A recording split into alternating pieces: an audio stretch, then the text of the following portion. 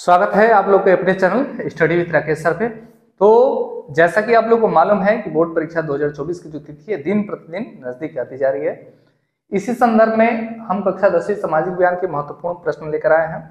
ये जितने प्रश्न हैं ये प्रीवियस ईयर के क्वेश्चन है और ये देखेंगे आप लोग, जैसा कि आप लोग स्क्रीन पे यहाँ देख रहे होंगे कि ये 2020 में जितने सेट बने हुए हैं आपके, तो उनके ये महत्वपूर्ण प्रश्न हैं और ये कई बार आपके रिविजन हुए। तो टोटल जितने महत्वपूर्ण प्रश्न हैं पूरी किताब के, वो उन प्रश्नों का हम लोग चर्चा करेंगे और ये प्रश्न ऐसे हैं जो बार बार पूछे जाते हैं। चलिए स्क्रीन पर आप लोग को प्रश्न दिखाई दे रहा होगा इस साइड में।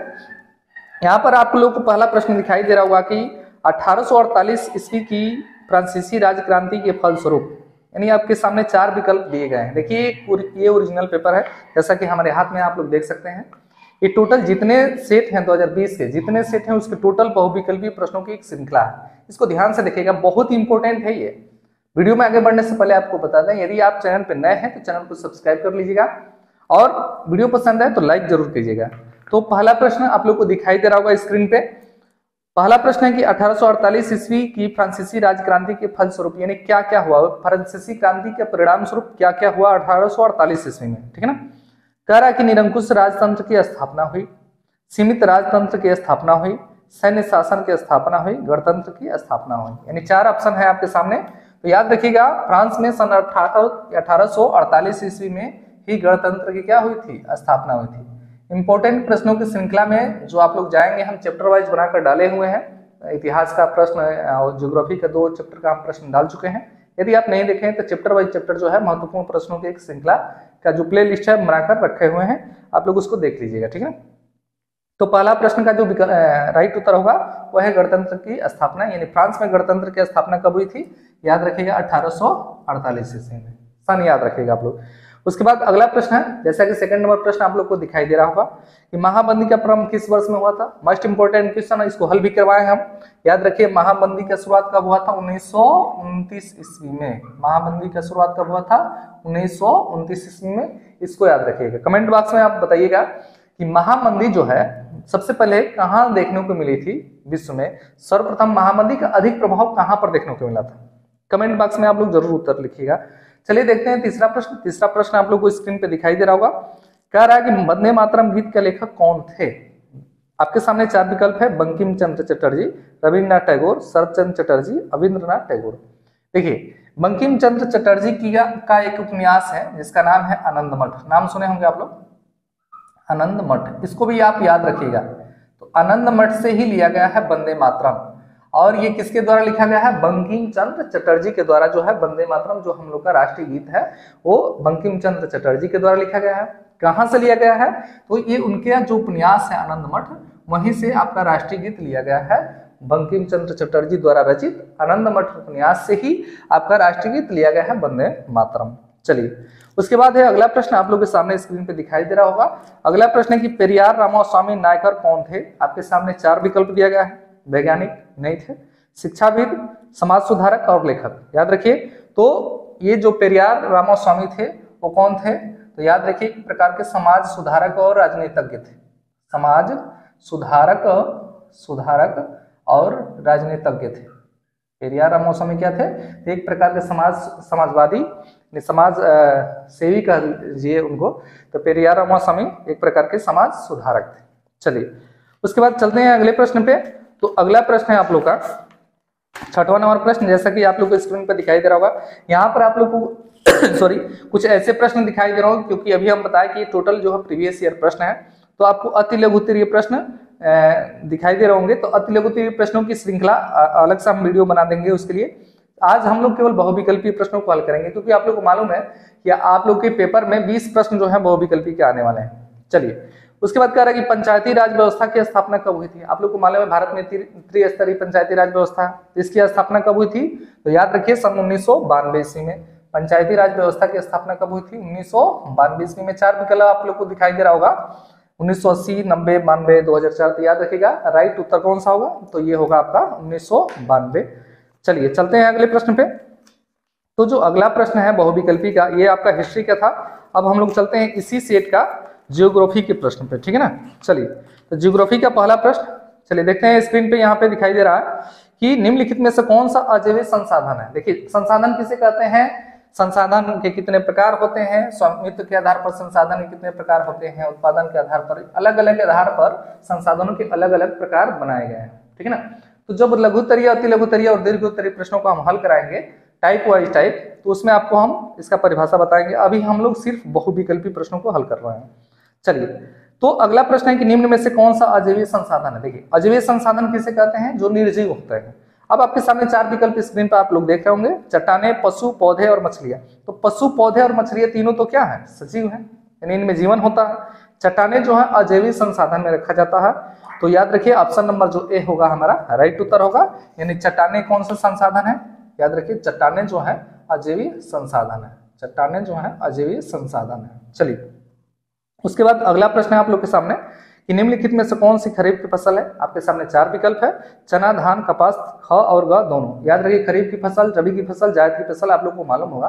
तो खरीफ की फसल में कौन कौन आता है, आपका धान भी आएगा और कपास भी आएगा, यानी ऑप्शन नंबर डी जो होगा हमारा राइट उत्तर होगा। धान और कपास याद रखिए दोनों खरीफ की फसल है, धान और कपास ये दोनों खरीफ की फसल है। तो ऑप्शन नंबर जो होगा डी यानी ख और ग दोनों हमारा सही उत्तर होगा, ठीक है। चलिए, आप लोगों को मालूम है अर्थशास्त्र में आप लोग पढ़े होंगे अर्थशास्त्र के क्षेत्रक। तो क्षेत्रक में आप लोगों को पढ़ाया जाता होगा प्राइमरी सेक्टर, सेकेंडरी और थर्ड वाला। तो यही प्रश्न पूछ रहा है कि वह एक वस्तु का अधिकांशतः प्राकृतिक प्रक्रिया से उत्पादन क्या कहा जाता है, यानी किस क्षेत्र में प्राकृतिक प्रक्रिया से उत्पादन होता है। तो याद रखिए प्राइमरी सेक्टर में। ऑप्शन नंबर ए जो होगा वो हमारा राइट उत्तर होगा, यानी प्राइमरी में। इसको हम लोग प्राथमिक क्षेत्रक भी कहते हैं, ठीक है ना। प्राथमिक क्षेत्रक जिसमें आपका एग्रीकल्चर आता है, मत्स्य पालन आता है, कुक्कुट पालन आता है, पशु पालन आता है, ये सब प्राथमिक क्षेत्रक में रखे जाते हैं, ठीक है ना।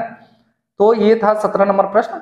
उसके बाद 18 पे चलते हैं कि झारखंड का कोडरमा अग्रणी उत्पादक है, यानी झारखंड में एक स्थान है जिसका नाम है कोडरमा, किसके उत्पादन के लिए प्रसिद्ध है। अब बहुत बेहतरीन प्रश्न, कोडरमा किसके उत्पादन के लिए प्रसिद्ध है, तो ये है अभ्रक के उत्पादन के लिए। कोडरमा किसके लिए प्रसिद्ध है, ये है आपके अभ्रक के उत्पादन के लिए। उसके बाद कह रहा है कि पंजाब में भूमि निम्नीकरण के कारण क्या है, आप लोग को हम बताए हुए हैं, खनन क्रिया, वनोन्मूलन, अधिक सिंचाई या अति पशुचारण। तो अत्यधिक सिंचाई के कारण जो है पंजाब में भूमि का निम्नीकरण होता है। याद रखिए अत्यधिक सिंचाई के कारण जो है पंजाब में भूमि का निम्नीकरण होता है। उसके बाद थ्योरी क्लास में आप लोग को बताए हुए हम, निम्न में से किस राज्य का प्रति व्यक्ति आय सर्वाधिक है। तो याद रखिए निम्न में से यानी जो आपके सामने ऑप्शन दिया गया हरियाणा, बिहार, राजस्थान और मेघालय, तो हरियाणा का जो है प्रति व्यक्ति आय सबसे अधिक है। याद रखिए हरियाणा का आय जो है सबसे पहले प्रति व्यक्ति आय जो है सबसे अधिक है। चलिए चलते हैं अगले प्रश्न पे।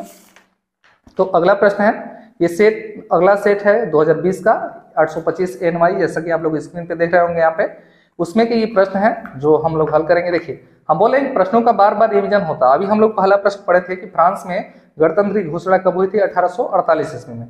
याद रखिए पहला प्रश्न आप लोग को स्क्रीन पे दिखाई दे रहा होगा कि फ्रांस में गणतंत्र की घोषणा कब हुई थी। तो याद रखिए 1848 ईस्वी में फ्रांस में गणतंत्र की घोषणा हुई थी आपकी 1848 ईस्वी में।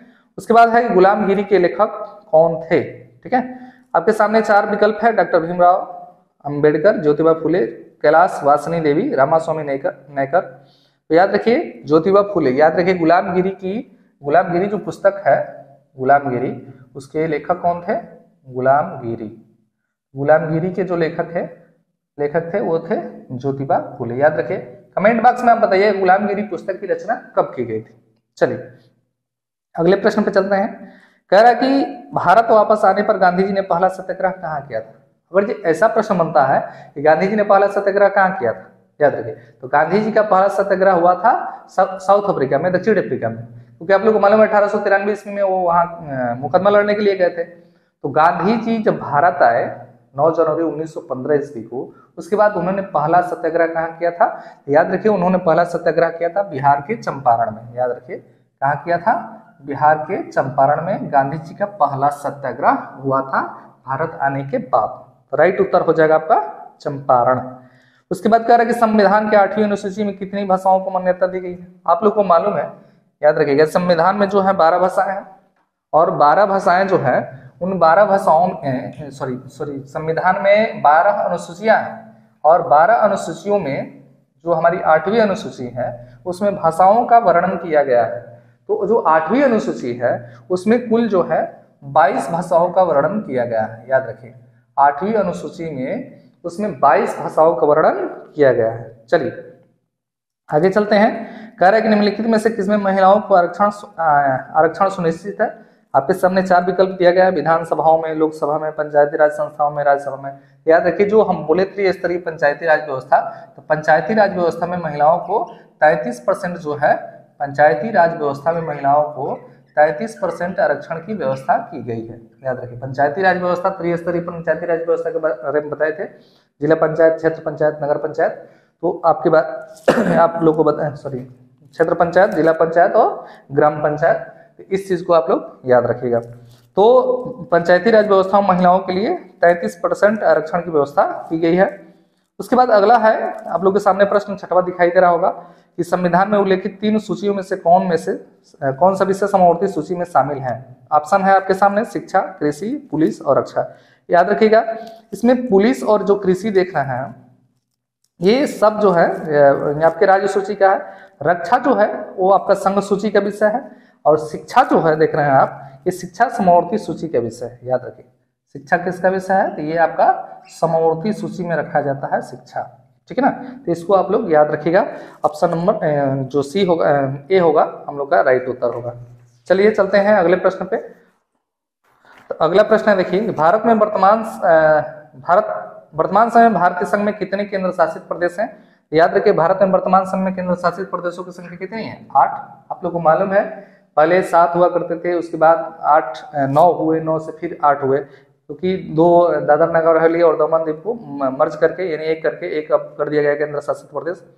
अगला प्रश्न है कि पुनर्जागरण युग का अभ्युदय किस राज्य में हुआ था। याद रखिए पुनर्जागरण सबसे पहले कहाँ हुआ था, इटली में हुआ था। विश्व व्यापार संगठन का स्थापना कहाँ हुआ था, तो विश्व व्यापार संगठन का स्थापना जिनेवा में हुआ था, ठीक है। अगला प्रश्न है कि मानवाधिकार दिवस कब मनाया जाता है। याद रखिए आपके सामने 4 विकल्प दिए गए हैं, 10 दिसंबर, 5 सितंबर, 14 नवंबर, 15 अगस्त। याद रखिए मानवाधिकार दिवस ऑप्शन नंबर ए राइट होगा हमारा, 10 दिसंबर को मनाया जाता है मानवाधिकार दिवस। याद रखिए 10 दिसंबर को मानवाधिकार दिवस मनाया जाता है। राष्ट्रवाद का प्रारंभ सबसे पहले किस देश में हुआ था, तो आप लोग को मालूम होगा, बहुत महत्वपूर्ण प्रश्न और आसान प्रश्न है कि राष्ट्रवाद का सबसे जो पहले प्रारंभ हुआ था वो कहाँ हुआ था, फ्रांस में हुआ था। उसके बाद असहयोग आंदोलन का मुख्य कारण क्या था, तो असहयोग आंदोलन का मुख्य कारण क्या था, रॉलेट एक्ट 1919 असहयोग आंदोलन का मुख्य कारण था। चलिए चलते हैं अगले प्रश्न पे।